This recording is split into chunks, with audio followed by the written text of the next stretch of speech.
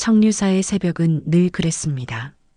안개가 산허리를 가만히 감싸 안은 채 느릿하게 해무가 거치는 풍경이었어요. 새벽 예불을 갓 마친 해운 스님과 몇몇 시중드는 스님들은 연등 하나하나를 정돈하며 조용한 아침을 맞고 있었죠. 그러던 중 멀리서 엔진 소리가 희미하게 들렸어요. 처음에는 절 가까이에서 경운기라도 지나가는 듯한 소음이라고 생각했지만 점점 선명해지는 굉음에 모두가 고개를 들었네요. 아직 검은 하늘 아래 두 대의 검은색 승용차가 비스듬히 절 안으로 들어왔어요. 차량 문을 여니 짙은 회색 점퍼 차림의 젊은 남자 넷이 우르르 내렸습니다. 매서운 눈빛과 함께 몸에 감긴 어깨 포스가 평온하던 청류사의 공기를 깨뜨렸죠. 이들은 스님들의 고양된 눈빛을 아랑곳하지 않고 무표정하게 앞장섰어요. 곧이어 그 중 한 명, 건달 조직의 두목으로 알려진 김창수가 천천히 걸어 나왔습니다. 여기 불당을 접수하러 왔습니다. 김창수가 목소리를 낮게 깔며 말했어요. 가벼운 비웃음이 섞여 있었죠. 주변의 시멘트 마당이 얼른 얼어붙는 듯한 느낌이었어요. 스님들은 순간 말을 잃었습니다. 불당이라 불리는 청류사의 중심 건물은 오랫동안 이 지역 신도들의 신앙심을 지켜온 장소였거든요. 김창수의 말 한마디에 절집 어디서도 예사롭지 않은 긴장감이 흘렀습니다. 해운 스님은 반나절쯤 머리를 숙이고 가만히 듣고 있었어요. 그러나 이내 얼굴을 들어 김창수를 똑바로 바라봤습니다. 불당이요? 스님의 은혜로 오래된 이 절을 무슨 근거로 그러서? 그의 목소리는 조용했지만 단호했어요. 해운 스님의 말투에는 이곳을 지켜온 세월만큼의 무게가 실려 있었죠. 김창수는 표정 하나 바뀌지 않은 채 서류 뭉치를 꺼내 흔들었습니다.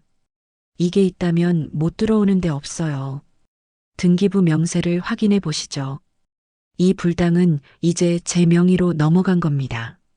그는 서류를 스님 앞에 내밀며 높게 목소리를 냈어요.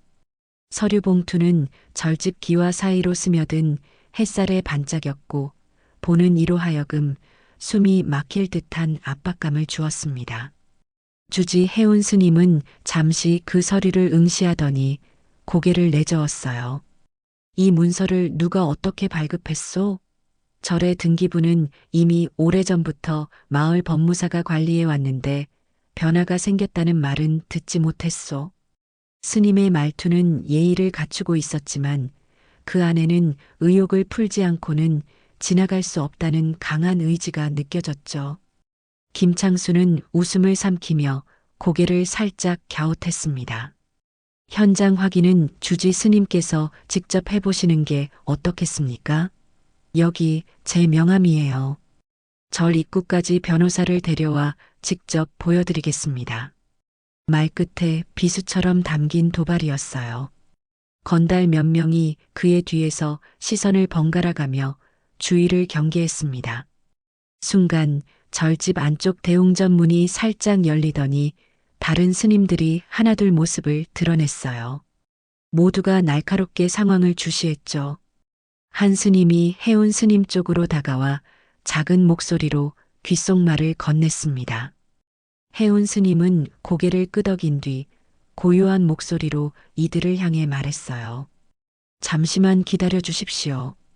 내부 논의가 필요합니다. 스님의 말투에는 평소와 다른 긴장감이 서려 있었지만 밖으로 새어나가지 않으려 애쓰는 신중함도 느껴졌죠. 김창수는 정면으로 바라보고 대답했습니다. 시간은 오래 줄 수 없습니다. 해가 뜨면 이 불당의 모든 권한은 제게 있습니다. 그는 그러고는 고개를 끄덕이며 건달 무리에게 돌아가도록 몸짓을 했어요. 건달들은 아무 말 없이 차량으로 돌아가며 엔진을 다시 걸었습니다. 마을 사람들 몇몇이 절 대문 근처로 모여들면서 시끄럽게 수군거렸습니다. 누군가는 폰을 꺼내 상황을 찍기 시작했고 다른 이는 소곤거리며 불안해했죠.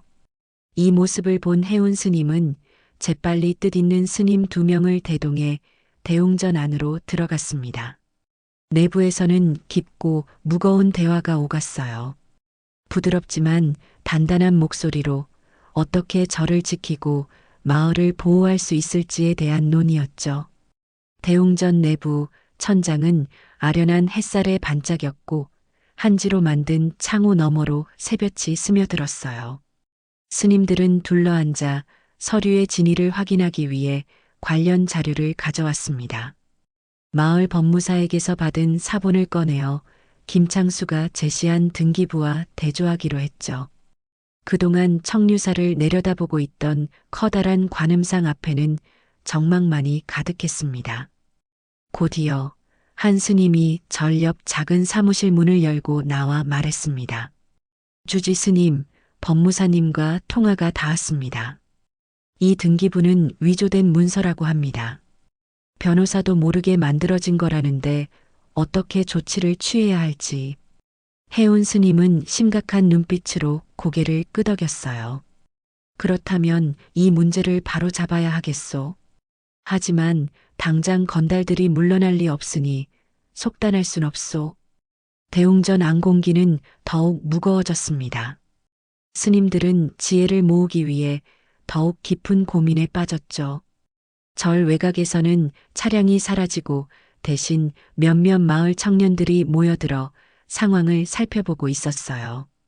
그들은 절집을 둘러보며 속닥거리지만 해운 스님이 손짓으로 멀찌감치 떨어지라 하자 모두 옆으로 물러나 섰습니다. 이윽고 해운 스님이 대웅전 문을 열고 나와 마을 사람들을 향해 조용히 말했어요. 여러분, 동요하지 마십시오. 불법 위조 문서에 흔들려 저를 빼앗길 수는 없소. 서로 협력해 진실을 밝혀내야 합니다. 이 일을 조용히 처리하겠습니다. 말이 끝나자 주민들은 고개를 끄덕이며 입을 굳게 다물었어요.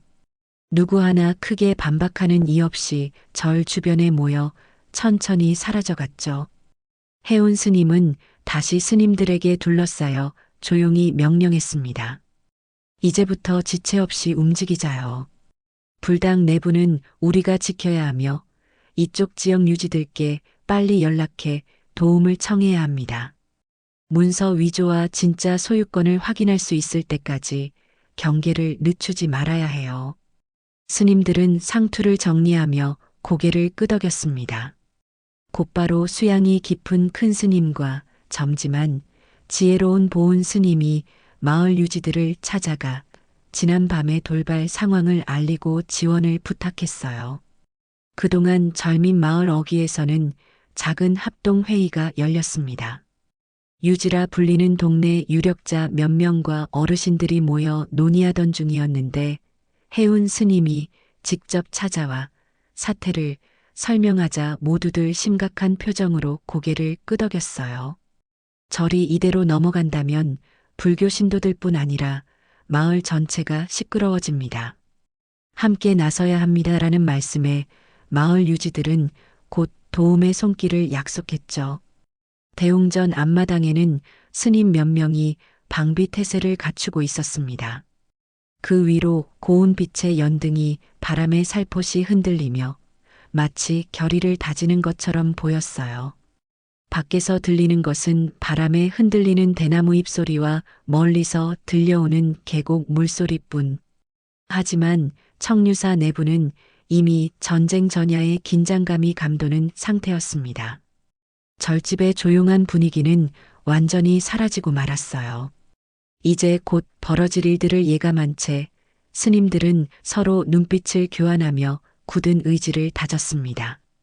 정말로 밥값을 치르게 해야 할 텐데요 라고 해운 스님이 낮게 중얼거리자 스님들은 한마음으로 고개를 끄덕였어요.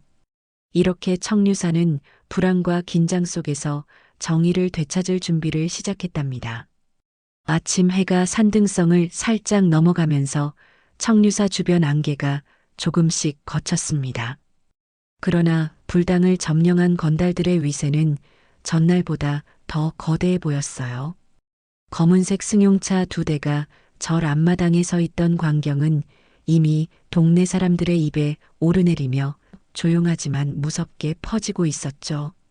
절의 정문에서 떨어진 작은 골목길 끝자락, 동네 어르신 여럿이 모여 눈빛을 교환했습니다. 하얀 머리칼을 단정히 빗은 김할머니는 차마 눈을 떼지 못한 채 속삭였습니다. 저 자식들이 진짜 불당을 자기네 것처럼 쓰고 있네요. 맞은편에 있던 이장님은 고개를 끄덕이다가 낮은 목소리로 답했어요. 맞아요. 양주병에 카드게임 기계까지 들여놓고 마치 자기네 사무실이라도 되는 양 활개치고 있더군요. 주변에 있던 상인들은 겁을 먹은 얼굴로 수군거렸습니다. 저걸 그냥 놔두면 무슨 일이 벌어질지 알겠어요? 절이 사람들 의지처인데 이제 누구한테 하소연을 해야 하나요? 절 내부에서는 긴박한 기운이 돌았습니다. 해운 스님은 예불을 마친 뒤 대웅전 뒤편 작은 방으로 들어갔어요. 그곳엔 이미 휴대전화와 노트북이 놓여 있었죠. 스님은 무거운 숨을 가다듬으며 화면을 켰어요. 전날 밤 이지훈 형사가 보내온 녹음 파일이 여러 개 떠 있었습니다. 건달들이 현금을 나르고 상인에게 과도한 보호비를 요구하는 목소리가 또렷하게 들렸죠. 스님은 이어서 작은 목소리로 속삭였습니다. 이걸로 단번에 뒤집어야 해요. 주민들이 더 이상 당할 수는 없죠. 노트북 화면에는 건달들이 절 내부에서 밤새 음주와 도박을 즐기는 모습도 잡혀 있었어요. 비어있는 법복 한 자락 위로 쏟아지는 조명이 마치 영화 속 한 장면처럼 보였지만 그 속엔 위험이 가득했습니다.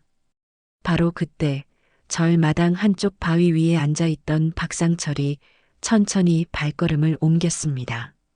그는 건달 두목 김창수에게 보고할 무언가가 있던 터였죠.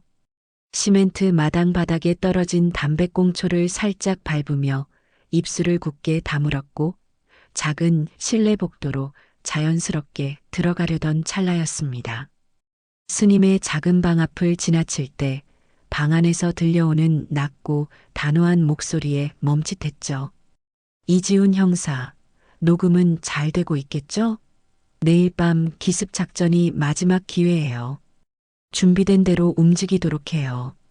그 목소리는 해운 스님과 완벽히 구분되었어요. 이 방 안에 스님이 한 명 더 있는 것은 분명히 아니었고 단순히 스님 복장을 한 누군가라는 생각이 들었죠. 박상철은 뒤돌아 가만히 뒤에서 숨을 죽였고 어느새 걸음을 멈추고 작은 창문으로 방 안을 엿보았습니다. 컴퓨터 화면 위로 날카롭게 빛나는 숫자와 지도가 떠 있었고 스님의 눈빛은 겨울 호수처럼 차가웠어요.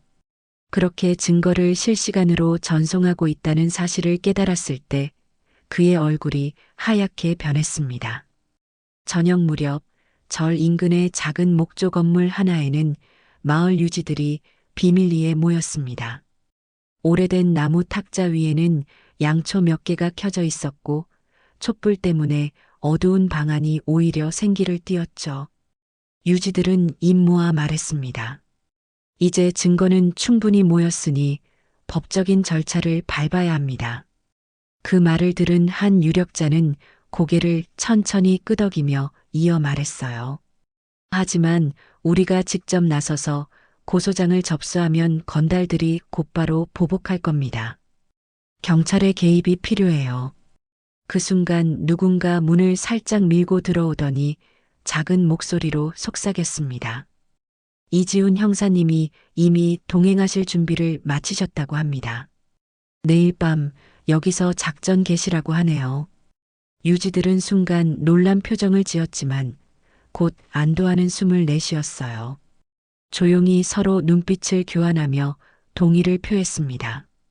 그리고 마을 유지들은 핸드폰으로 정부청 로비나 진짜 변호사 사무실에 연락해 상황을 알리고 동시에 다음 날 밤 작전이 실패해도 주민들을 보호할 수 있는 안전망을 마련하기로 했습니다. 한편 절 뒤편에서는 작은 암자로 통하는 지하문이 열렸습니다. 어둠 속에서 이지훈 형사가 조심스럽게 내려왔어요. 그가 탁자 위에 놓인 서류 봉투를 열어보자 위조된 등기부 사본이 들어 있었습니다. 종이에 찍힌 도장이 교묘하게 변조되어 있었지만 정황상 누가 만들었는지는 금방 알 수 있죠. 스님은 옆에서 자료를 들여다보며 낮은 목소리로 말했습니다. 김창수가 이걸로 불당을 자기네 명의로 바꿔치기 한 거예요. 위조가 분명합니다. 이지훈은 고개를 끄덕이며 내일 밤 작전 개시 직전에 이 서류를 증거로 제출하면 법적 효력을 발휘할 겁니다. 건달들은 압도당할 거예요 라며 확신에 찬 목소리를 냈습니다. 다음 날 오후 절 마당 외곽에선 주민들이 들리는 듯 말없는 기운에 사로잡혀 있었습니다. 마치 잔잔한 파도가 잠잠해진 뒤의 고요함처럼 불안이 조용히 스며들었어요. 승려복으로 위장한 이지훈 형사는 스님들과 함께 천천히 산문을 걸어 다녔습니다. 두목 김창수는 자신의 부하들에게 이 스님이 정말로 스님이 맞는지 마지막으로 확인하라고 지시했지만 부하들은 망설이며 어쩔 줄 몰랐죠. 그때 해운 스님이 불당 내부에서 낮게 울리는 목소리로 외쳤습니다. 스님께서는 늘 이곳의 신도들을 보호하는 분입니다. 건달들의 요구에 흔들리지 마십시오. 그 말에 건달들은 오히려 눈살을 찌푸리며 수군댔습니다. 스님이 뭔데 우리에게 지시를 내려. 하지만 이지훈 형사의 차분한 눈빛은 흔들림이 없었어요. 마치 오래전부터 스님인 양 자연스럽게 행동했기 때문에 건달들도 의심을 품지 못한 채 서로를 바라볼 뿐이었습니다. 저녁이 되자 절안은 다시 어둠에 휩싸였어요.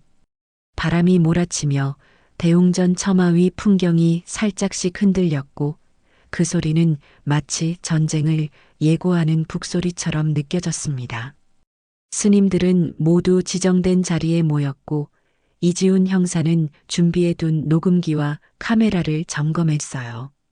여기서부터 내 손이 자유롭지 않다면 증거가 불충분할 수 있어요. 최대한 금방 끝내야 합니다. 그의 속삭임에 주변 스님들은 고개를 끄덕이며 몸을 낮췄습니다. 이어서 마을 유지를 통해 미리 합의된 경찰 특공대가 밤늦게 절 주변에 자리 잡으며 완전한 포위를 시작했습니다. 불당을 점거한 건달들은 이 사실을 아직 모르고 있었습니다. 그들은 어둠 속에서 돈을 세며 이제 이 불당은 우리 거야. 다음 주부터는 3배로 받아야 해라는 말을 주고받으며 활기를 드러냈죠. 그러나 바로 그 순간 대웅전 지붕 너머로 은밀히 날아온 작은 무전기가 불빛을 내뿜었고 이지훈과 해운 스님이 눈빛을 교환하며 작전 신호를 확인했습니다. 순간 청류사 주변을 둘러싼 숨어있던 경찰 특공대가 일제히 움직이며 그간 모아둔 증거를 기반으로 기습 작전을 개시했죠. 밤의 정막을 깨고 특공대의 낙하산이 절마당에 내려앉고 경광등이 번쩍였습니다. 건달들은 혼란에 빠져 우왕좌왕했어요. 도대체 무슨 일이야? 김창수가 고함을 치며 몸을 돌렸지만 이미 특공대원들이 그를 둘러싸고 있었습니다. 이지훈 형사는 조용히 말을 던졌어요. 경찰입니다. 모두 무장 해제하십시오. 그 순간 건달들은 깜짝 놀라며 항복했고 절 안팎은 경쾌한 쇠고랑 채찍 소리와 함께 조용히 잠잠해졌습니다. 밤새도록 포위망을 구축한 경찰 특공대는 새벽이 밝아오기 전까지 철저한 경계를 유지했습니다. 건달들은 불당 안에서 여전히 충돌의 여운이 가시지 않은 채 앉아 있었고 누군가는 곧 발각될 것 같아 찝찝한 얼굴 표정을 감추지 못했어요.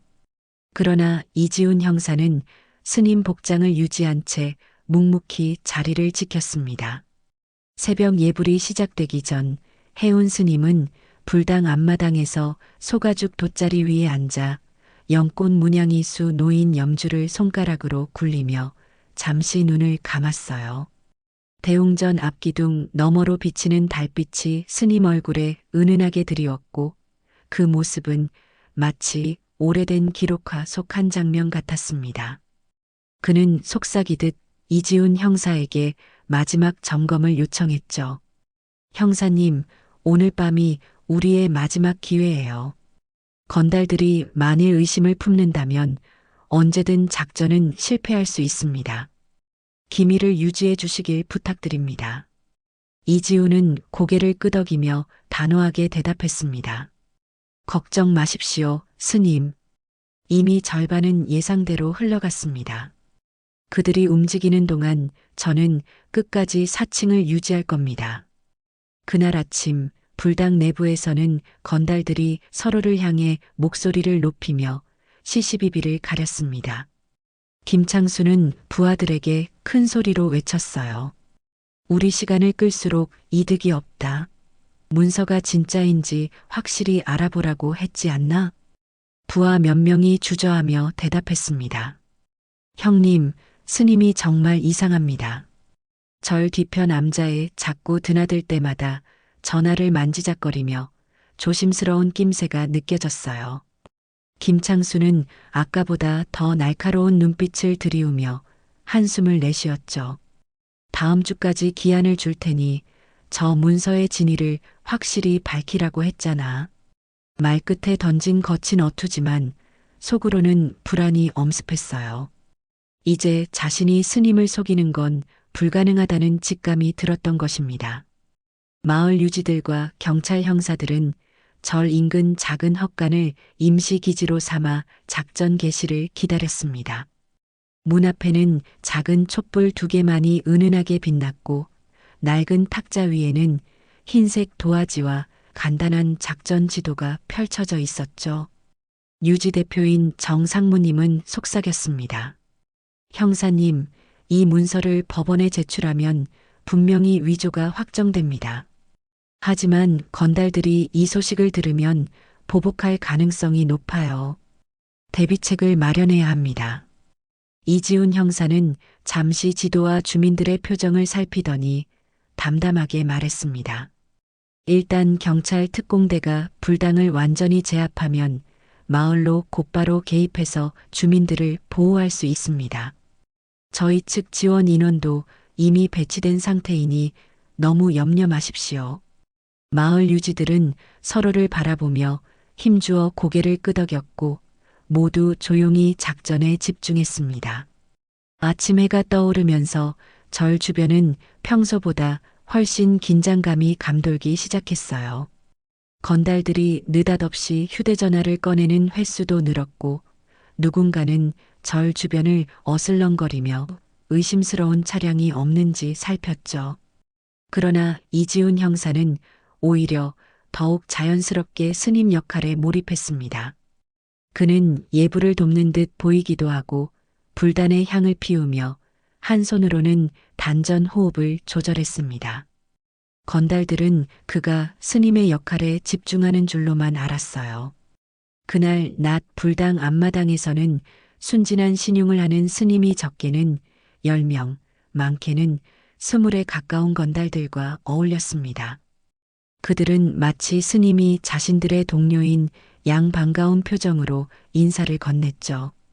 그중 한 건달이 농담처럼 물었습니다.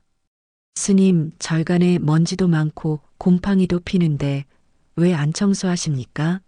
신도들이 불평하지 않나요?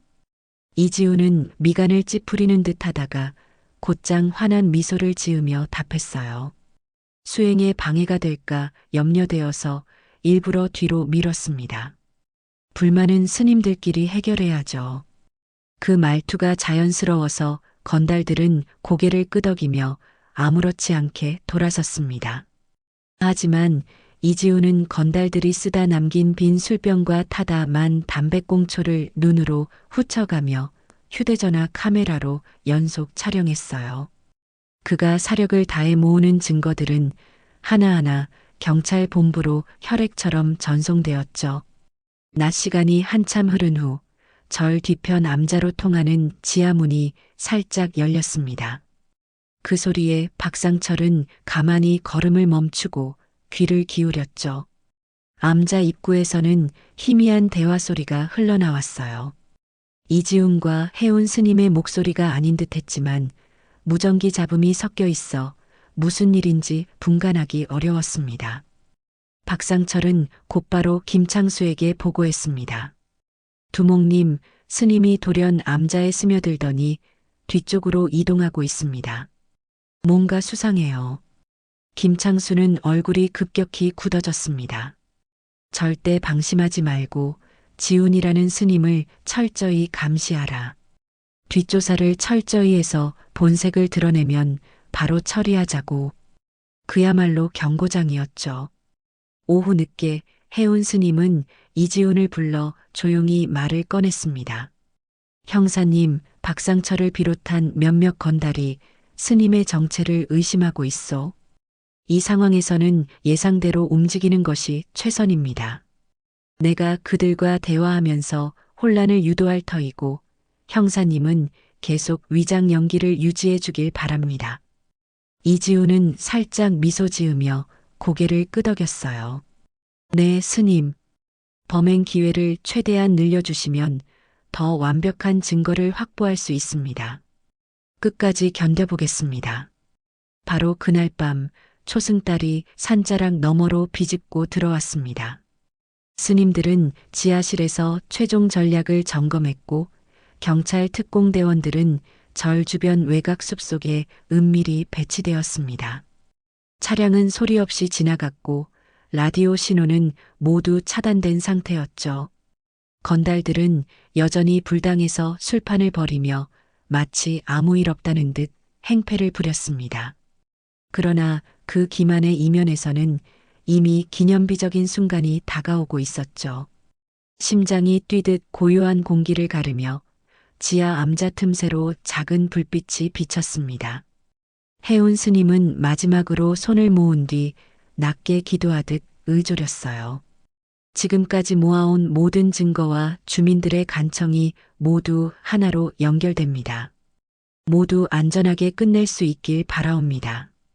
그 말이 끝나자마자 지하실 벽난로 위에 놓여있던 작은 화면에 건달들이 돈을 세는 장면이 뜨더군요. 이지훈 형사의 실시간 화면이었죠. 그 순간 암자 입구에서 은밀하게 이어진 무전기의 신호가 작전을 알렸습니다. 특공대가 움직일 준비를 마쳤다는 뜻이었어요. 어스름한 하늘에 별이 하나둘 떠오르던 새벽, 청류사 대웅전 뒤편 언덕에는 경찰 특공대원들이 조심스럽게 자리 잡았습니다. 초소형 적외선 장비를 장착한 채 그들은 마치 큰 기계 소리라도 들릴세라 고개를 숙이고 숨을 죽였죠. 곧이어 절 사찰 최고 위층인 해운 스님이 듬직하게 나타났습니다. 스님은 미동도 없이 그들 앞을 천천히 걸으며 속삭였습니다. 시간이 다가왔습니다. 형사님을 도와 마지막 준비를 마치십시오. 이 말을 들은 이지훈 형사는 잠시 숨을 들이쉬고는 벌써 절에서 스님이 된 듯 천연덕스럽게 고개를 숙이며 대답했어요. 네, 스님. 모든 준비가 끝났습니다. 그 무렵 불당 내부에서는 건달 두목 김창수가 중얼거리고 있었어요. 오늘 밤까지만 버티면 돼. 변호사가 화요일에 오면 이 문서가 정식으로 인정될 거야. 그의 말은 확신에 차 있었지만 속으로는 불안감이 점점 커지고 있었습니다. 그가 점찍은 스님이 지훈이 이번 주에 남몰래 움직이는 횟수가 도저히 스님답지 않았기 때문이요. 하지만 그는 절대로 허둥대지 않았어요. 날카로운 시선으로 부하들을 둘러보며 명령을 내렸습니다. 금고를 더 단단히 닫아두고 비밀 출입구는 반드시 통제해. 누가 이상한 짓을 하면 바로 제거하라. 부하들은 표정이 살짝 굳었지만 두목의 목소리 앞에서 머뭇거리다 고개를 끄덕이며 흩어졌습니다. 그렇게 불안 속에서 시간이 흘러 해는 이미 중천에 떠 있었어요. 건달들은 낮 동안에도 불당 안에 틀어박혀 고객을 가장한 협박을 계속했죠. 한 건달이 마을 상인을 데려와 돈가방을 강제로 건네받는 모습이 포착되자 이지훈 형사는 또다시 한 손으로 단정히 염주를 돌리며 무심한 얼굴로 다가가 중얼거렸습니다. 스님께서는 수행 중이시니 여기는 신도들을 위한 공간입니다. 마을 사람들은 조용히 물러나 주셔야 합니다. 그 말투는 부드러웠지만 건달들 눈에는 청량제처럼 스며들었어요. 그들은 곧이어 눈치를 보며 상인을 조금 밀쳐내고 입을 다물었죠. 이지우는 그 사이에 몰래 휴대전화를 꺼내 촬영 버튼을 눌렀습니다. 마치 아무 일도 아닌 듯 그는 또다시 촬영 각도를 바꾸어 녹음도 시작했죠. 절 마당에는 어떤 운치 있는 나무도 초록빛 잔디도 더는 보이지 않았습니다. 대신 고급 술병 옆에 쌓인 돈가방과 양주 냄새에 취해 비틀거리는 건달들 얼굴이 모두를 얼어붙게 만들었죠. 스님은 잠시 그 모습을 지켜본 뒤 낮은 목소리로 이지훈에게 속삭였습니다. 지금이 바로 우리가 뒤집을 수 있는 순간이요. 부디 마지막까지 침착하십시오. 이지훈은 고개를 살짝 끄덕이며 휴대전화 화면 속 건달들의 움직임을 주시했습니다. 그러자 건달 부하 박상철이 이쪽을 향해 다가오는 게 보였어요. 박상철은 천천히 가리키는 듯 발걸음을 멈추고는 옆에 있던 부하에게 귓속 말했습니다. 저 스님, 왜 자꾸 우리 곁을 맴도는 거지? 뭔가 이상해. 부하는 조심스럽게 중얼거렸어요. 형님, 확실히 뭔가 뒤가 구린 것 같습니다. 저걸 확인하기 전에는 손을 쓰기 어렵습니다. 박상철은 얼굴이 굳으며 해운 스님의 방향으로 시선을 돌렸습니다. 스님, 기도를 잠시 멈춰 주시겠습니까? 건달들이 절인 줄 알았는데 선생님 존재가 이상해서요. 그는 말투는 공손했지만 그 속에는 의심이 가득 담겨 있었죠. 그 순간 이지훈 형사는 천연덕스럽게 한 발자국 뒤로 물러나며 아련한 미소를 지었습니다. 그리고 검게 칠한 단청 기둥 뒤로 숨을 때 지금이에요라는 작은 목소리를 송출했죠. 이어서 지하 암자로 연결되는 비밀 통로에서 경찰 특공대원들이 잇따라 모습을 드러냈습니다. 절과 연결된 작은 문이 열리면서 특공대원들이 조용히 불당 내부로 흘러들어왔어요. 건달들은 눈 깜짝할 사이에 몰려든 경찰 특공대에 당황했습니다. 뭐야, 헬기까지 온 거야? 부하 중 한 명은 움찔거리며 휴대전화를 찢어버렸습니다. 하지만 이미 화면 속 모든 장면은 녹화되어 있었죠. 김창수는 고함을 지르며 달려나가려 했으나 특공대원들이 그를 재빨리 제압했습니다. 아무것도 하지 마. 난 김창수라고. 그가 허리를 구부린 채 두 손을 들었지만 경찰 특공대는 무자비하게 그를 둘러싸고 수갑을 채웠습니다. 바로 그때 절 앞마당에서는 마을 주민 몇 명이 경비원과 함께 순찰 중이었습니다. 주민 대표가 급히 대웅전 쪽으로 달려가 외쳤어요. 경찰입니다. 모두 대피하세요. 그 소리에 주민들은 우르르 몰려 나오며 서로를 부축했고 건달들은 이미 무장을 해제한 채 공포에 질린 표정을 감췄습니다. 불당 내부는 순식간에 정적이 찾아왔죠.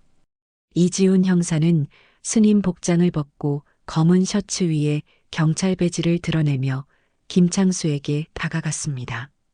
서류 위조와 불법 점거, 협박, 불법 무기 거래 등 모든 혐의를 밝힐 겁니다.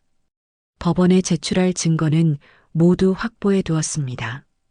그 말에 김창수는 눈물을 글썽이며 속삭였어요. 제발 살려주십시오. 이렇게까지 될 줄은 몰랐습니다. 이지훈은 차갑게 대꾸했죠. 이제 다 끝났습니다. 처벌을 피할 길은 없습니다. 건달들은 하나둘 경찰차에 태워졌고 해운 스님은 조금 떨어진 곳에서 그 장면을 묵묵히 지켜봤습니다.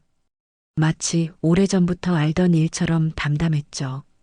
마을 주민들은 눈시울을 붉히며 스님에게 인사를 올렸고 스님은 낮은 목례로 그들을 위로했습니다. 모두들 수고 많으셨습니다.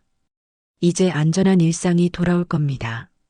경찰차 사이렌이 물러간 뒤 절 주변에는 드문드문 남은 경찰 요원 몇 명이 경계 태세를 유지했습니다.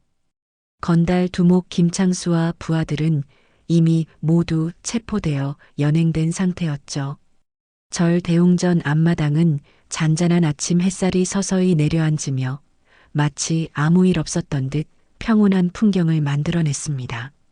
하지만 스님들은 내부에서 간단히 장비를 정리하고 이번 사건으로 상처받은 절 분위기를 바로잡아야 했어요.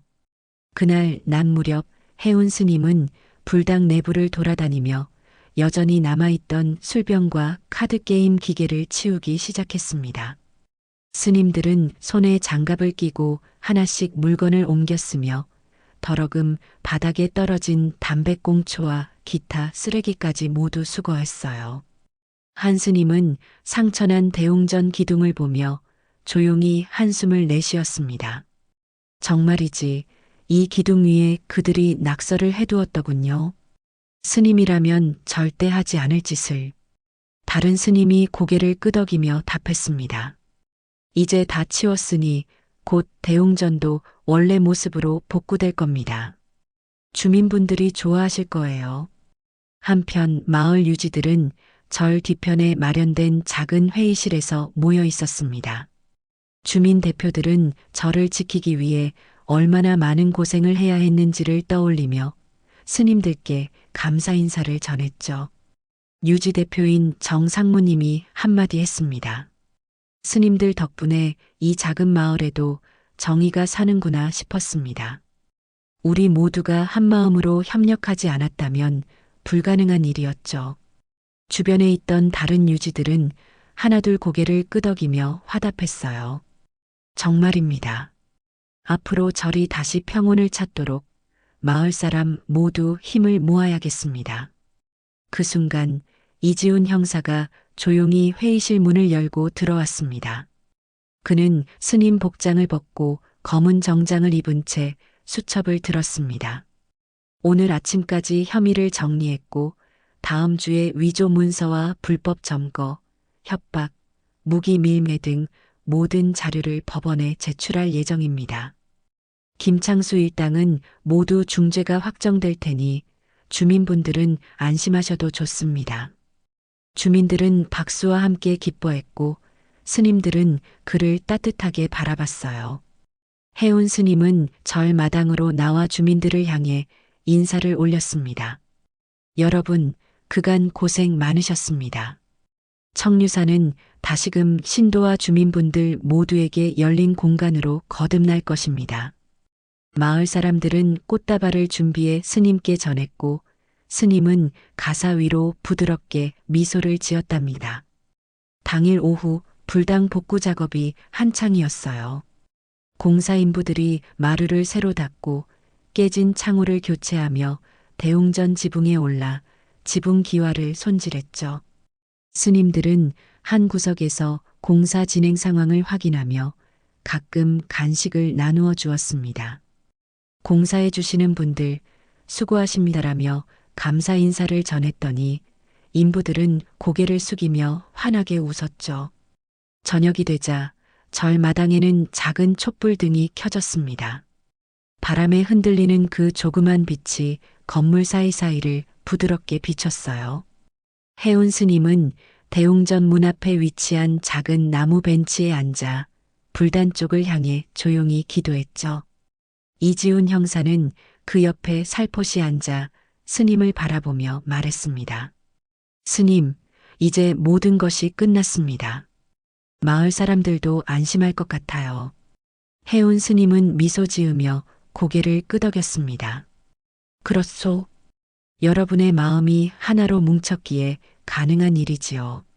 앞으로도 마을 공동체를 지켜줄 든든한 힘이 되어 주십시오. 그날 밤 절에서는 작은 행사 비슷한 자리가 마련되었습니다. 주민들은 전날의 긴장감을 떨쳐 내듯 화기애애하게 음식을 나누고 차를 마시며 담소를 나눴죠. 아이들은 잔디밭에서 뛰놀았고 어르신들은 나무 그늘 아래서 서로의 안부를 물었습니다. 스님들은 예불을 마친 뒤 조용히 그 광경을 지켜보며 미소를 지었어요.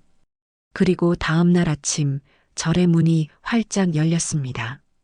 불당 앞에는 이제 아름답게 복구된 연등이 매달렸고 입구에는 환영합니다라는 작은 현수막이 걸렸지요. 주민들은 다시금 청류사를 오가며 부처님 가르침을 듣고 스님들도 예전처럼 경전 독송에 매진했습니다. 어느덧 절 안에는 적막감 대신 전율 같은 긴장감이 서렸습니다. 경찰이 대거 투입된 지 며칠이 지났지만 건달 조직은 여전히 불당 내부에 남아있을 수밖에 없었죠. 김창수가 교도소로 끌려간 뒤에도 자녀 세력들은 불안 속에서 끝까지 저항할 태세였어요.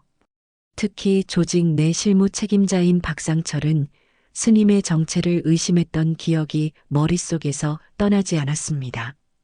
그는 이날도 직감에 이끌려 소리 없이 불당 한쪽을 살폈는데 마치 누군가 자신을 바라보는 듯한 기분이 들었죠. 박상철은 소매 속에 손을 움켜쥔 채 한숨을 내쉬었습니다. 저 스님이 너무 얌전하게 보이긴 했지. 누구보다 먼저 움직이지 않았나. 그는 주변을 돌아보며 건달 몇 명을 불러 모았습니다. 그들은 꺼림칙한 눈빛으로 서로를 흘겨보았죠. 야들아, 나한테 들은 거 있잖아. 스님이 경찰이라는 의혹 말이야. 이제부터 내가 직접 확인해야겠다. 사소한 행동 하나라도 놓치지 말고 잘 살펴봐. 그 말에 건달 행동대원은 투덜대며 대꾸했습니다. 형님, 스님한테 감히 대들기는 어렵지 않습니까? 그냥 건들지 않고 놔두면 눈치 못 챌 텐데. 그러자 박상철은 찡그린 얼굴로 거칠게 웃었습니다. 눈치채기 전에 우리가 한번 당해보면 알 게 아냐? 이럴 때일수록 과감해야 해. 스님 주변에 몰래 카메라 몇 개 심어두고 스님이 저녁에 어디로 가는지부터 파악한다. 누가 봐도 비밀스러운 행동을 포착해봐. 그렇게 그는 스님을 향한 의심을 확신으로 바꾸기 위해 작은 회의를 열었죠. 그때 절 뒤편 암자 근처에 서 있던 이지훈 형사가 고개를 들어 사방을 살폈습니다. 이곳저곳에 몰래 심어진 초소형 카메라가 보였기 때문이죠. 그는 낮게 중얼거렸어요. 박상철이 벌써 움직였구나. 이대로 내버려두면 작전에 차질이 생길 거야. 이지훈은 조용히 암자문을 열어 불당 지하 통로로 향했습니다. 그곳은 이미 비밀작전 중간 기지처럼 변모해 있었죠. 벽에는 건달 조직의 내부 결속을 약화시키기 위한 거짓 정보와 증거 자료가 빼곡히 붙어 있었습니다. 마치 퍼즐을 맞추듯 촘촘히 짜인 작전망을 이지훈과 해운 스님이 직접 만들어 놓은 것이었어요. 이지훈 형사는 지하에서 잠시 동안 휴대전화로 무전 신호를 주고받으며 조심스레 움직였습니다. 한편 지하실 공기를 가득 채운 촛불은 바람에도 흔들림 없이 중심을 잡고 있었죠. 그 아래 책상 위에는 위조 문서, 녹음 파일, 건달들의 대화가 담긴 USB 메모리가 정리되어 있었어요. 이지훈은 무전기로 속삭였습니다. 형사님, 박상철이 주변에 카메라를 설치하기 시작했다고 합니다. 지금 이 정보만으로는 증거가 부족해요. 더 결정적인 순간을 포착해야 합니다. 해운 스님은 살포시 미소 지으며 고개를 끄덕였습니다. 알겠소. 그들이 스님 주변을 의심하는 만큼 역으로 우리도 그들의 본 모습을 드러내 볼 참이요. 오늘 밤 불당 상층부에서 열리는 회의에 잠입해보면 어떻겠나. 그 말이 끝나기 무섭게 이지훈은 다시 한번 주변을 살폈습니다. 촛불 아래에 놓인 작은 열쇠 뭉치에 손을 댄 뒤 조심스럽게 하나를 골라들었죠. 해가 지자 불당의 대웅전 내부는 웅장한 등불들이 켜지며 무거운 공기를 자아냈습니다. 건달들은 한쪽에 진열된 차단막을 걷어내고 법당을 자신들의 회의실로 꾸며 놓았어요. 나뭇결이 살아있는 단청 기둥 사이로 흘러드는 등불빛이 마치 사악한 기운을 드러내는 듯 어두운 그림자를 만들었습니다. 불전 앞에는 허름한 벤치 대신 접이식 책상이 놓였고 그 위에는 불경 대신 서류 파일과 음료수 캔이 가득 올려져 있었죠. 이곳이 불당인지 조직 회의실인지 헷갈릴 만큼 이질적인 풍경이었어요. 회의 시작을 알리는 긴장감이 흐르자 박상철이 무대 위로 올라섰습니다. 그는 목소리를 낮추며 말했습니다. 우리 조직원들, 김창수가 끌려간 뒤에도 흔들리지 않은 것을 축하한다. 하지만 여기 남아있는 우리들은 반드시 살아남아야 하네. 스님의 정체가 경찰이라는 루머가 돌아다니는데 만약 사실이라면 우리가 당장 처리해야 하지 않겠나? 그 말에 임원급 조직원 몇 명은 서로를 바라보며 숨을 삼켰습니다. 한 명은 겉으로는 태연한 척 고개를 끄덕였지만 눈빛은 싸늘했죠. 저도 그런 얘기를 들었습니다. 스님이 너무 얌전하다는 의혹 말입니다. 다른 조직원은 살짝 더 낮은 목소리로 덧붙였습니다. 조만간 스님이 혼자 암자에 드나드는 모습을 포착하려고 합니다. 그때 행적을 확인하면 정체가 드러날 겁니다. 이지훈 형사는 벽 구석에 숨어 그 대화를 모두 휴대전화 녹음 장치에 담았습니다. 그는 숨소리를 최대한 억누르려 애썼지만 심장은 미친 듯이 뛰었어요. 아무리 위장이라도 이 순간이야말로 조직의 치부를 낱낱이 드러낼 찬스였으니까요. 그러나 동시에 이리저리 몸을 뒤척이며 숨 쉬어야 했기에 그 소리가 누군가에게 들리지 않을까 조바심이 치밀었습니다. 잠시 뒤 건달들은 각자 자신이 담당하는 구역을 지키기 위해 흩어졌습니다. 그리고 박상철은 불당 2층 복도로 조심스레 걸어나와 곳곳에 설치된 작은 카메라를 바라보며 만족한 듯 중얼거렸어요. 잘 보도록 해라. 내 눈에 스님의 정체가 드러나는 순간 모두 정리해주마. 그러나 눈앞에 펼쳐진 건달들이 몰래 심어둔 카메라들은 이미 포위망에 걸렸습니다. 이지훈이 지난주에 설치한 김한용 녹화장치 덕분이었죠. 이 가짜 영상은 박상철의 카메라를 통해 곧바로 재생되어 스님이 암자에서 경찰과 통화하거나 경찰 장비를 만지는 장면으로 위장되었습니다. 그 장면은 마치 녹화된 CCTV처럼 자연스럽게 보였죠. 박상철은 작은 화면 속 스님 모습을 보고 입을 다물지 못했습니다. 이게 스님이 저런 짓을? 그는 깊은 혼란에 빠졌지만 아직 아무 말도 하지 못했어요. 다음 순간 불당 복도로부터 스님의 낮은 목소리가 들려왔습니다. 불당을 지키려면 우리끼리 힘을 합쳐야 합니다. 진짜 스님들이 우리에게 등을 돌린다면 여기는 온전할 수 없소. 그 말은 가짜 녹화장치 이후로 다소 아이러니하게 느껴졌습니다. 박상철은 스님의 말이 곧 자신이 본 가짜 화면과 연결되는 듯 착각했죠. 그 순간 이지훈 형사는 일말의 망설임도 없이 암자 쪽에서 걸어나와 모습을 드러냈습니다. 가볍게 승복을 손질하며 걸음을 옮긴 그의 얼굴은 반듯하면서도 단호했어요. 박상철은 말문이 막힌 채 입을 때려다 갑자기 목소리가 떨려 나왔습니다. 스님이 그럼 경찰인 거였습니까? 이지훈은 침착하게 고개를 끄덕였습니다. 그의 눈빛은 흐트러짐이 없었어요. 제가 경찰임을 숨긴 것은 이 불당을 지키고 주민분들을 보호하기 위해서였습니다. 당시 김창수 일당의 위협이 너무나 심각했기에 제가 밖에서 바로 개입하기 어려웠습니다. 불당 내부에 있던 건달들은 그 자리에서 경직되었습니다. 이제까지 스님을 가장하면서 정보를 수집했던 이지훈이 드디어 정체를 드러낸 순간이었죠.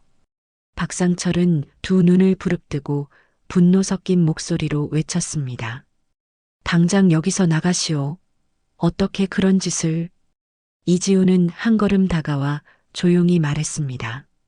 여기서 끝내는 게 당신들에게도 최선입니다. 이 방에 있는 녹음기들은 이미 모두 경찰 본부로 전송되었습니다. 당신들의 모든 범죄 혐의가 모두 정리될 거예요. 건달들은 누가 먼저랄 것 없이 뒤로 물러났습니다. 몇몇은 숨이 턱 막혀 말을 잇지 못했으며 다른 이들은 억울함을 호소했죠. 그러나 이지훈의 표정은 흔들림이 없었습니다. 그 순간 절 입구 쪽에서 쇠사슬이 달린 경찰 제복을 입은 특공대원들이 빠르게 다가왔습니다. 이들은 이미 암자 내부에 숨어 있다가 이지훈의 신호에 따라 움직인 것이었어요. 모두 손을 뒤로 모으세요. 특공대원들의 목소리가 절 내부에 울려 퍼졌습니다.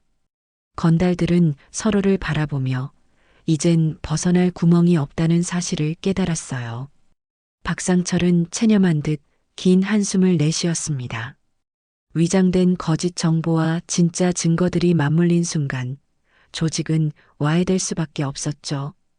이지훈은 다가와 박상철에게 수갑을 채우며 낮은 목소리로 말했어요. 이제 정리될 겁니다. 당신들이 저지른 모든 범죄는 법대로 처벌받게 될 거예요. 박상철은 한편으로는 분노를, 다른 한편으로는 후회를 담은 표정을 지었습니다. 그는 아무 말 없이 고개만 끄덕였죠. 박상철과 나머지 조직원들이 연행된 뒤 청류사의 대웅전 내부는 오랫동안 경험하지 못한 고요함에 휩싸였습니다.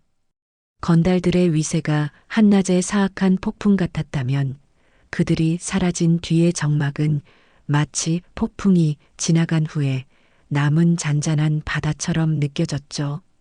그러나 이지훈과 해운 스님은 단 한 번의 기회를 더 남겨두고 있었어요. 아직 불당 내부에 남아있을 수밖에 없는 몇몇 부하들의 입을 통해 마지막으로 결정적인 증거를 확보할 시간이 필요했습니다. 해가 지는 즈음 불당 뒤쪽 암자에서 이지훈은 작은 불빛 아래 앉아 있었습니다. 그 옆에는 해운 스님이 조용히 스님 복장을 정리하며 앉아 있었죠. 불당 내부는 이미 경찰이 점유한 상태였으므로 부하 건달들은 감시를 받으면서도 스님 방에 접근하려 했습니다. 두 사람은 오랜 기다림 끝에 마지막 현장을 포착하기 위해 준비를 마친 상태였어요. 그때 문틈 사이로 은밀한 발소리가 들려왔습니다. 건달 한 명이 뒤를 살피며 느릿느릿 걸어오고 있었죠. 그는 대웅전 내부 깊숙이 설치된 CCTV 장비를 훼손하려는 목적이었습니다. 건달은 조심스럽게 장비를 확인하다가 이지훈의 원격 지시로 설치된 더미 카메라 하나를 발견했어요. 그 카메라는 이미 내부 행동을 경찰 본부로 중계하는 장치였죠. 그는 이를 제거하려 했지만 손끝에 닿기 무섭게 자동 기록 장치가 작동하며 작은 섬광이 일어났어요. 건달은 순간 움찔했지만 누구의 눈에 보이지 않는다 생각하고 지체 없이 카메라를 떼어내려 했죠. 이거 분명히 고장난 장비인 줄 알았는데 그가 낮게 중얼거리며 카메라를 뽑아냈을 때 또 다른 노크 소리가 들렸습니다. 이지훈은 그 상황을 예측한 듯 재빠르게 움직였어요. CCTV가 있던 벽 쪽에서 슬며시 걸어 나와 부하 건달의 뒤에 서더니 살짝 웃으며 속삭였습니다. 스님이 이런 걸 직접 고치시다니 놀랍지 않소? 건달은 순식간에 놀라 움찔했습니다. 스님, 이게 왜 작동하고? 이지훈은 천천히 고개를 끄덕이며 답했죠. 여기 설치된 장비는 단순한 CCTV가 아니요. 진짜 증거는 저 카메라가 아니라 내 휴대전화에 담긴 이 녹음 파일이요. 그는 휴대전화를 꺼내 재생 버튼을 눌렀습니다. 건달들이 절대로 지우고 싶어 했던 바로 그 녹음이 선명히 흘러나왔어요. 내가 내일 낮에 상인에게 협박성 말을 하는 장면, 전부 잡혔어. 증거는 이미 경찰 본부로 전송되었소. 이제 어떻게 하겠소? 건달은 갈라진 목소리로 떨리는 음성으로 겨우 대꾸했습니다. 이게 무슨 소리요? 이지우는 한 걸음 다가와 무자비하게 말했죠. 우리 작전은 당신들이 자멸하게 만들기 위한 것일 뿐이요. 이걸로 당신들은 끝났소. 그 순간 건달은 허탈해진 얼굴로 고개를 떨어뜨렸습니다. 제 발로 들어와 고생만 시키다니. 이지우는 그를 끝까지 노려보며 낮게 외쳤어요. 다시 당신들이 범죄를 저지를 생각은 하지 말게요. 여러분이 했던 짓은 법 앞에서 반드시 심판받을 것입니다. 이지훈과 해운 스님은 단호한 시선으로 건달이 사라지는 뒷모습을 지켜본 뒤 경비 요원들에게 지시했습니다. 남은 장비들은 모두 수거하고 증거물은 분류하여 즉시 법원 제출 서류로 준비해 두시오. 어둠 속에서 작은 불빛만이 비치는 암자 내부는 잠시 적막에 휩싸였습니다. 하지만 찰나의 정적 뒤 다시금 스님의 낮은 목소리가 울려 퍼졌어요. 이제 이 증거들을 바탕으로 법적 절차를 밟아야 하오. 하루라도 빨리 주민들이 안심할 수 있도록 조치를 서두르겠소. 며칠 뒤 경찰은 위조 문서와 불법 점거, 협박, 무기 밀매 혐의를 입증할 수 있는 모든 자료를 정리해 법원에 제출했습니다. 마을 사람들은 해방감이 들 듯 환호했지만 스님들과 경찰은 여전히 긴장을 놓지 않았죠. 특히 불당 상층부에서 몰래 진행되었던 회의에서 포착된 녹음과 촬영 자료는 법정에서도 가장 강력한 증거로 인정받을 것이 분명했어요. 증거 확보 후에도 청류사 내부는 곧바로 개방되지 않았습니다. 일부 아직 검증되지 않은 조직원들이 숨어 있을 가능성을 차단하기 위해 경찰은 일정 기간 순찰을 강화했거든요. 이지훈과 해운 스님은 날마다 대웅전과 주변 암자를 점검하며 혹시 남은 소리 없는 위협이 없는지 살폈습니다. 어느 날 밤 이지훈은 암자 옆 작은 통로를 걷다가 문득 멈춰 섰습니다. 그곳은 작전 전 비밀 회의가 진행되었던 곳이었고 이 순간만큼은 아무 일도 없었던 듯 고요했어요. 그는 주변을 둘러보며 속으로 중얼거렸습니다. 결정적인 증거는 확보했지만 아직 완전히 끝난 건 아니다. 주민들이 정말 안심할 수 있을 때까지 지켜야 해. 그 말이 끝나자 바람에 흔들리는 등불이 암자벽에 부드러운 그림자를 드리웠습니다. 그 속에서 스님과 형사의 결연한 의지가 더욱 선명히 빛나는 듯했죠. 어느덧 청류사 앞마당은 주민들의 발길로 북적이기 시작했습니다. 낮에는 저를 찾는 이들이 많아졌고 아이들까지 뛰어놀며 평온한 분위기가 찾아왔죠. 하지만 내부적으로는 아직 작전이 완전히 끝난 것은 아니었습니다. 경찰과 마을 유지들은 건달 조직의 완전 해체를 위해 마지막 남은 잔여 세력까지 소탕할 계획을 세웠죠. 아침이 다가오자 절 뒤편 마당에는 마을 유지 대표들이 모여 은밀하게 논의했습니다. 이들 중에는 이장님, 정상무님, 그리고 몇몇 주민 대표가 있었는데 모두가 살짝 긴장한 눈빛이었어요. 그때 해운 스님이 미소를 띤 얼굴로 다가오며 말했습니다. 오늘 우리는 마지막 잔여 세력을 처리하고 완전한 평화를 되찾을 수 있을 것이오. 이 말에 유지들은 일제히 고개를 끄덕였습니다. 스님, 오늘 저녁이면 모두 정리될 겁니다. 경찰 지원이 완벽히 준비되어 있어요. 절과 인접한 작은 초소에서는 이미 경찰 특공대원들이 은밀하게 이동하며 작전 전 최종 지시를 기다리고 있었습니다. 이지훈 형사는 휴대전화를 조심스럽게 확인하며 속삭였습니다. 모두 준비되었습니까? 목표는 불당 상층부에 남아있는 자녀 조직원입니다. 오늘 밤 자정, 일제히 진입해 제압하겠습니다. 무전기에서 일제히 답신이 돌아왔어요. 예, 형사님. 특공대도 대기 중입니다. 저녁 해가 사라지고 어둠이 깔리자 절 안은 더욱 고요해졌습니다. 정막을 가르는 건 대웅전 처마 위 풍경 소리뿐이었죠. 스님들은 저마다 자신이 맡은 구역을 살피며 혹시 남은 위험 요소가 없는지 최종 점검했습니다. 절 뒤편 암자에서는 촛불 아래에 불법 무기 일부를 모아둔 바구니가 놓여 있었고 스님들은 이를 깨끗이 정리했어요. 한편 불당 상층부로 연결되는 비밀문이 천천히 열리면서 이지훈 형사가 조용히 내려왔습니다. 그는 어둠 속에서 작은 헤드램프를 켜고 주변의 움직임을 살폈죠. 그때 자녀 조직원 한 명이 암자 근처에서 숨어 있다가 건물 밖을 내다보았어요. 그의 손에는 아직 남아있는 권총이 쥐어져 있었습니다.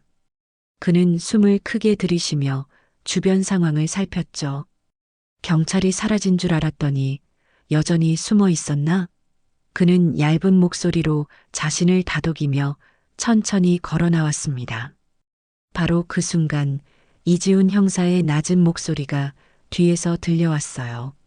함부로 움직이면 안 됩니다. 지금 포위망이 완벽합니다. 자녀 조직원은 놀라 움찔했지만 손에 든 권총을 놓을 수는 없었죠. 여긴 내가 빠져나갈 방법이. 그는 두려운 눈으로 이지훈을 바라보았습니다. 하지만 그때 절 앞마당 쪽에서 이어폰을 통해 전달된 마을 유지 대표의 목소리가 들려왔습니다. 스님, 나머지 자녀 세력을 바로 처리하고 싶습니다. 주민들 안전이 시급합니다. 이지훈은 고개를 끄덕이고 경비를 요청했어요. 지금입니다. 은밀히 다가가 무기를 압수하고 최종 제압하십시오. 그 순간 암자 문 밖에서 조용한 발소리가 들렸습니다. 경찰 특공대원들이 일제히 돌출하여 자녀 조직원을 둘러싸기 시작했죠. 권총을 든 조직원은 움찔하며 뒤로 물러섰어요. 수백 가지 생각이 머릿속을 스치겠지만 더는 버틸 수 없다는 것을 깨달았습니다. 그는 떨리는 손으로 권총을 바닥에 내려놓고 뒤로 넘어가듯 무릎을 꿇었어요. 이지훈은 다가가 조심스럽게 권총을 수거하며 중얼거렸습니다. 경찰 배지를 보여주었으니 더는 저항하지 마십시오. 당신이 가진 모든 자료는 이미 확보되었습니다. 자녀 조직원은 두 눈을 크게 뜨고 아무 말도 하지 못한 채 이지훈이 바로 옆 경찰 제복을 입은 특공대원에게 넘겨졌습니다. 그렇게 마침내 청류사 불당은 완전히 비틀거리던 위협으로부터 해방되었습니다. 남겨진 무기와 증거물은 모두 경찰차에 실렸고 현장은 다시금 스님의 손길 아래 정리되었어요. 다음 날 아침 청류사 앞마당에는 주민들이 하나둘 모여들기 시작했습니다. 절은 이미 문을 활짝 열어두었고 아이들은 뛰노는 모습이 보였어요. 큰 길에서 들려오는 상인들의 목소리가 들리자 이지훈 형사는 스님과 함께 마당 한쪽에 서서 잠시 주민들을 바라보았습니다. 스님의 얼굴에는 화색이 돌았고 주민들은 조용히 고개를 숙여 감사 인사를 전했죠. 스님은 주민들에게 낮게 인사하며 말했습니다. 여러분, 긴급한 상황이 끝났습니다. 이제 안심하고 불당을 들여다보실 수 있습니다. 마을 유지들은 일제히 박수를 치며 환호했습니다. 불당 내부는 이미 복구 공사가 한창이었고 새로운 불단이 설치되어 화려한 연꽃 등불들이 달렸어요. 주민들은 삼삼오오 모여 작은 좌판을 펼치며 절 주변을 청소했고 스님들은 각자 나무 빗자루를 들고 틈틈이 바닥을 쓸었습니다. 아침 공기가 서늘하게 가슴을 스칠 때 이지우는 스님에게 살며시 물었습니다. 스님, 이 모든 걸 끝내고 나니 어떤 기분이십니까? 스님은 잠시 웃으며 응답했습니다. 지금은 주민들이 제일 중요한 시기라고 생각하오. 어젯밤까지도 불안에 떨던 그분들이 이제는 자유롭게 절을 드나들 수 있다는 사실만으로 충분히 기쁨이 오르네요. 이지우는 묵묵히 고개를 끄덕이며 수첩을 꺼냈습니다. 그 안에는 작전 과정과 확보된 자료들이 잘 정리되어 있었죠. 형사로서의 임무는 여기까지인 것 같습니다. 남은 건 주민들 삶이 온전히 회복되는 것을 지켜보는 일뿐이겠지요. 그 순간 절 뒤쪽에서 작은 종소리가 울려 퍼졌습니다. 스님들은 합장한 채 예불을 시작했고 주민들도 조용히 삼배를 올렸어요. 그 종소리는 마치 새로운 시작을 알리는 듯 절집 전체를 잔잔한 울림으로 가득 채웠습니다. 이른 아침 청류사 앞마당은 청명한 하늘 아래 환한 빛을 받아 반짝였습니다. 이전과는 달리 사람들의 표정에는 기쁨과 기대가 가득했어요. 해가 떠오르자 스님들은 분주하게 움직였습니다. 새로 단장한 일주문 옆으로는 해탈문이라고 적힌 현판이 걸려 있었고 마을 주민들이 직접 만들어준 연등들이 줄줄이 매달려 있었습니다. 예불이 시작되기 전 사찰 마당에서는 작은 행사 준비가 한창이었어요. 스님들은 아침 예불 대신 짧은 시식 공양을 먼저 올렸습니다. 도량 안에는 향기가 은은하게 퍼졌고 법당 안쪽에서는 경전 독송 대신 환영 인사말을 건네는 목소리가 울려 퍼졌습니다. 해운 스님은 대웅전 앞마당에 놓인 작은 단상 위로 천천히 걸어 올라갔습니다. 목탁이 가볍게 울리자 마을 유지들과 주민들이 경건한 자세로 모여들었죠. 여러분, 오랜 시간 동안 청류사를 지켜주시고 불법 점거로부터 저를 되찾는데 힘써주셔서 감사드립니다. 오늘부터는 청류사가 다시금 여러분의 쉼터이자 안식처가 되기를 소망합니다. 부디 마음 가는 대로 절 안을 둘러보시길 바랍니다. 스님의 말이 끝나자마자 주민들은 서로를 바라보며 두 팔을 들어 환호했어요. 어린아이들은 손을 잡고 뛰어다니며 연등 사이를 오갔고 어르신들은 얼굴에 미소를 띠며 옆 사람과 인사를 나누었죠. 절 주변에는 작은 장터가 열렸습니다. 여러 할머니들이 직접 빚은 빈대떡과 전, 장을 담근 김치며 장아찌가 담긴 항아리가 둥글게 놓였어요. 마을의 장인들은 새로 구운 떡과 과일, 감을 진열했고 사람들이 지나가며 자연스럽게 손을 뻗었습니다. 이지훈 형사는 주민 대표들과 함께 예불을 마친 후 사찰 경내를 둘러보았습니다. 전날까지도 긴장감이 감돌았던 불당은 이제 다시 한번 옛 위엄을 되찾은 것처럼 보였죠. 화려하게 복원된 불단 위로 부처님 상이 놓여 있었고 그 위로 햇살이 부드럽게 스며들었습니다. 곳곳에 흩어진 벽화와 단청들은 새롭게 손질되어 선명한 색감을 드러내고 있었어요. 이지우는 속으로 미소 지으며 지난 며칠간 있었던 긴박했던 순간들을 떠올렸습니다. 정말 많은 일이 있었지, 이제 모두 지나간 일이로군요. 그 순간 한 주민이 다가와 감사 인사를 전했습니다. 형사님, 정말 감사합니다. 덕분에 우리 청류사가 다시 예전처럼 평화로워질 수 있었어요. 이지우는 웃으며 고개를 숙였죠. 저야 경찰로서 당연히 해야 할 일을 했을 뿐입니다. 앞으로도 절과 마을이 안전해야 할 뿐이에요. 그러자 주민은 고개를 끄덕이고는 연등 하나를 가리키며 말했어요. 절 앞에 매달린 이 연등은 모두가 함께 만든 겁니다. 형사님과 스님께도 하나씩 붙여두었으니 돌아가시는 길에 꼭 확인해 보세요. 그 말에 이지우는 한 번 더 고개를 숙이며 부드럽게 웃었어요. 네, 꼭 챙겨보겠습니다. 허공을 떠다니던 연등 불빛이 하나씩 켜지자 청류사 앞마당은 마치 성대한 축제장 같았습니다.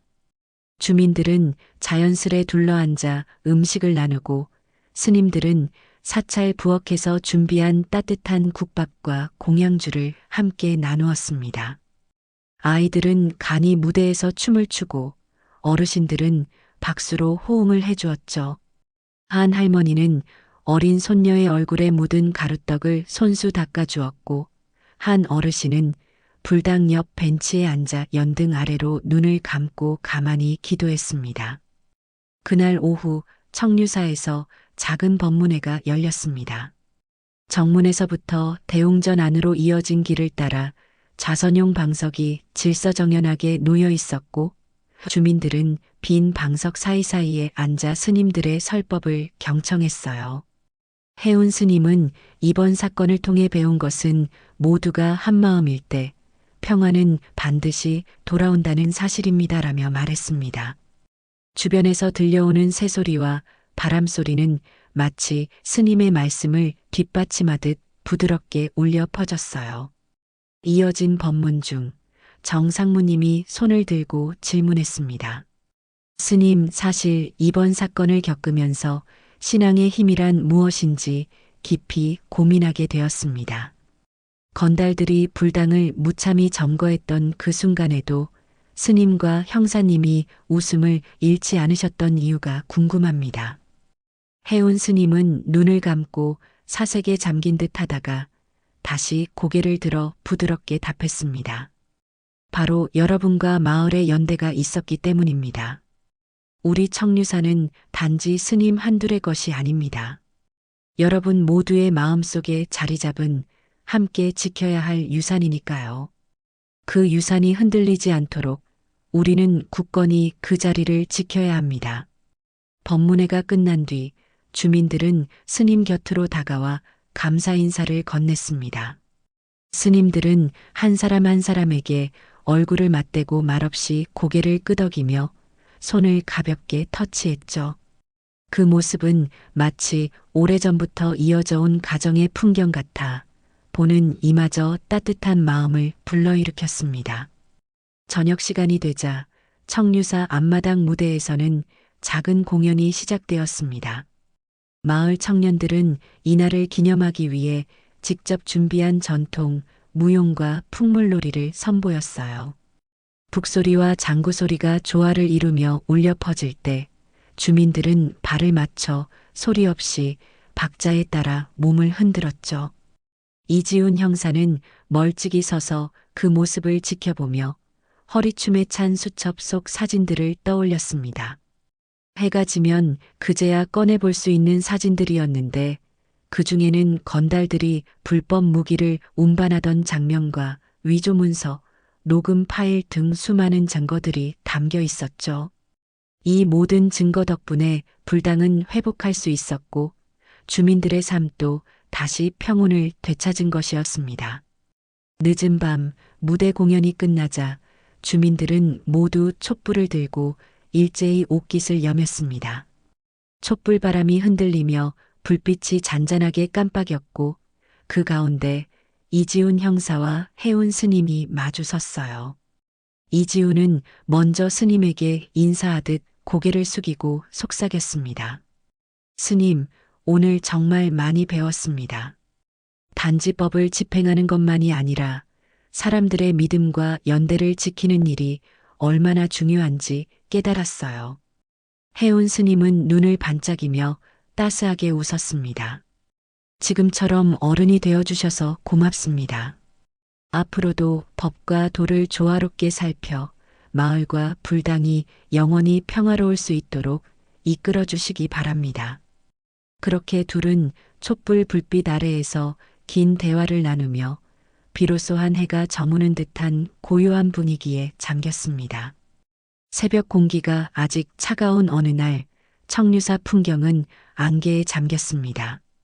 절 주변 계곡 위로 하얀 물안개가 피어올랐고 차가운 물소리가 잔잔하게 흐르는 소리가 들렸어요.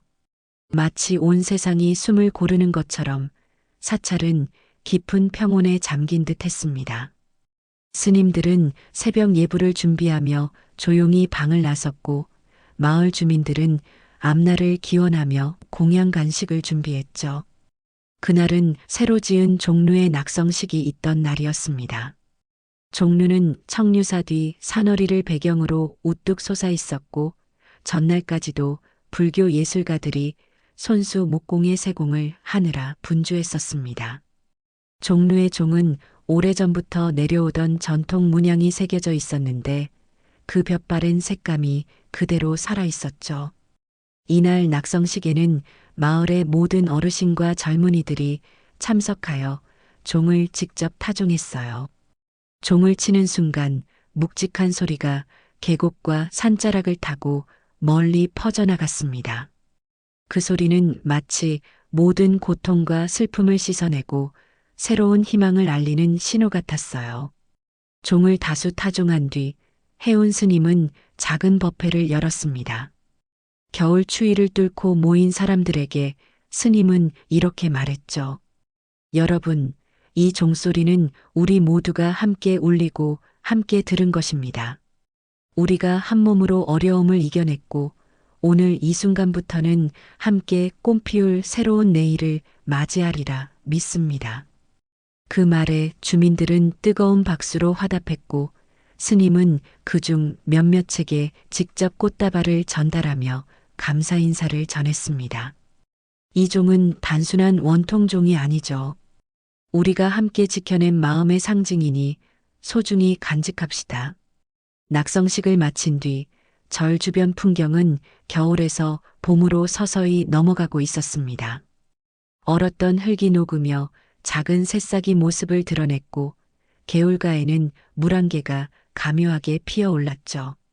청류사의 정원에서는 흰 목련꽃이 봉우리를 맺고 있었고 은은한 꽃향기가 바람에 실려법당 안까지 스며들었어요. 이지훈 형사는 스님과 함께 정원을 거닐며 낮게 말했습니다. 스님, 이제 남은 건 오직 이 절과 마을이 평온하게 흘러가도록 돕는 일뿐이겠네요. 해운 스님은 살며시 웃으며 손가락으로 목련가지 하나를 가리켰어요. 맞습니다. 우리가 힘을 합쳐 지켜낸 이 모든 것은 이제 마을 사람들이 함께 가꾸고 지켜야 할 보물입니다. 그들의 마음속에 작은 꽃씨를 남겨두었으니 어서 자라 꽃을 피우도록 돕는 일이 우리의 새 사명일 것입니다. 그 사이 마을 청년들은 정원 한쪽에 작은 화단을 만들기 시작했습니다. 주민 몇몇이 삽을 들고 구덩이를 팠고 아이들은 흙을 고르는 일을 돕느라 분주했어요. 그들은 봄에 심을 제비꽃과 개나리, 진달래, 꽃씨를 함께 심었죠. 이 꽃들이 다 피면 청류사는 완전히 새 얼굴을 맞이할 거예요라며 주민 대표정 상무님이 자랑스럽게 말했어요. 모두는 그럴 겁니다라며 미소 지었죠. 그날 오후 새로 건립된 교육관에서는 작은 강연회가 열렸습니다. 경찰서에서 특별히 요청한 일정이었는데 이지훈 형사가 직접 참석하여 청류사 사건을 계기로 법의식과 공동체의 중요성을 강조하는 시간이었어요.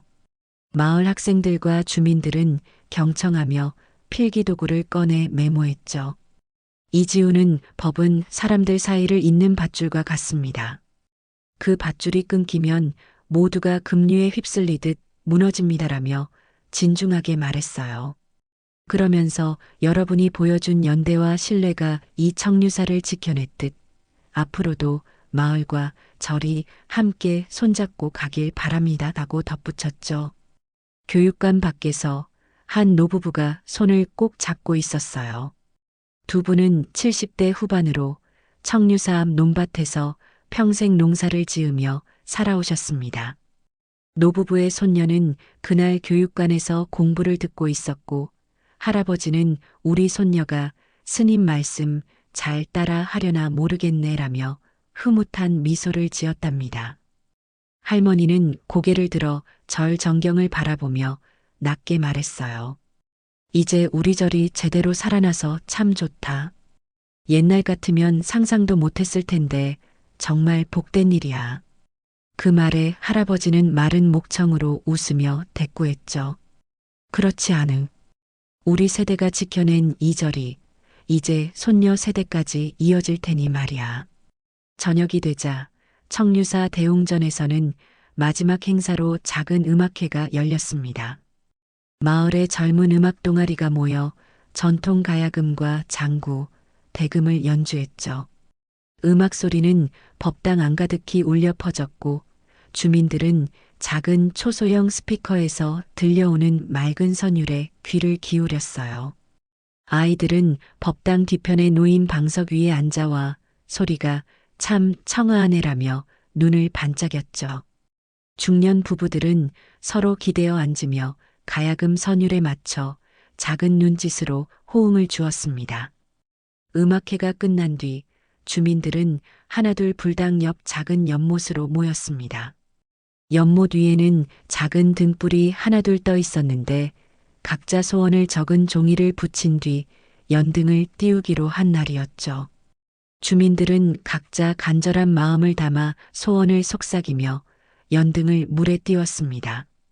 한 아이는 시험 잘 봐서 부모님 도와드릴 수 있게 해달라고 적었고 한 어르신은 우리 마을이 언제나 평안하기리라는 문구를 남겼죠. 이지훈 형사도 작은 종이에 모두가 행복하게 살아가기리라 적어 연등에 붙였습니다. 연등이 하나둘 떠오를 때 청류사 앞마당의 등불들 사이로 반짝이는 모습이 마치 별빛이 플랫폼 위를 가득 채우는 듯 했습니다. 마을 주민들은 묵묵히 연등이 물결 위를 흘러갈 때까지 경건하게 지켜보았어요. 수면 위에 비친 연등 불빛이 춤추듯 흔들려 이 세상 어디에서도 보기 힘든 고요한 풍경을 만들어냈죠. 그 순간 주민들은 말없이 서로를 바라보며 작은 미소를 지었습니다.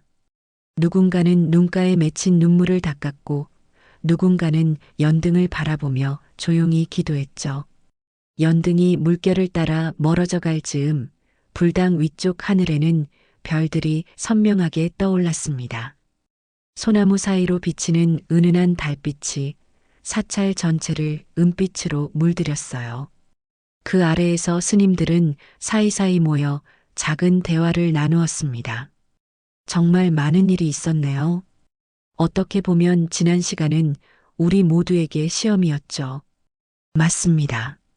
시험을 통해 우리 마음이 얼마나 단단해질 수 있는지 다시금 깨달았어요.